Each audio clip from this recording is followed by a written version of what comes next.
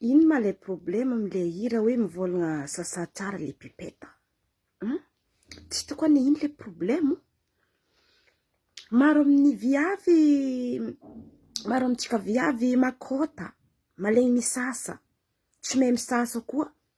Izy mivolagna sasa tsara le pipeta fa mamofomofona.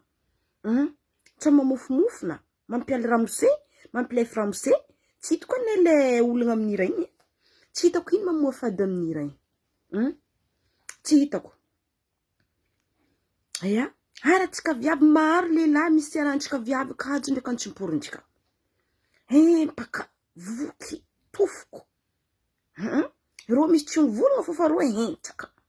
Ro bako amizay mandeha mampirafanao magnangiafa rita, ro magnangiafa madidina nanginangitra. Na ramose malegny idriboka ambany izy koa malotoloto Ni raha hitako antsina amin'ny hira igny, izy nagnano hira igny, tsy haiko madinika za madiniky mikorivetsy madiniky mbo tsy mahay lehilahy, no maro agnatin'ny hiranazy. Zay fle antsina, hoe tsy haiko bala minera. Normalement, tokotry regny rô fa dabalohaka regny no namana agnatin'ny klipy. Le fa zadrara zegny, regny kam no ampianarigny, magnadi le moedra. Mila manasa le pipeta.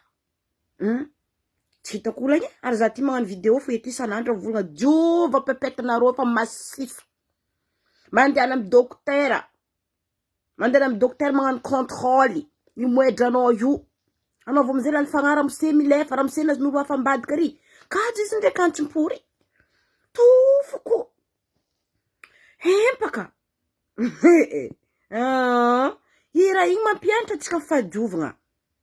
Tsy hitako zay mamoa fady amin'ny hira igny. Fa tsika gasy ty compliqué la vie. Izy izy io koa tietsika. Hira mbazaha izo ni tsika na heviko. Na mofopofony tsara zany le moedra pre. Na heviko boka ry. Farany raha tiantsika izy zao ka hira mbazaha. Fa izy mo hira gasy. Tsy hitako zay olo igny magnentana tsika fadiovagna si. Ara sasagna edy moedranarô, sasagna pepetanarô. Ko fa tsy tianarô edy, azo sasagna.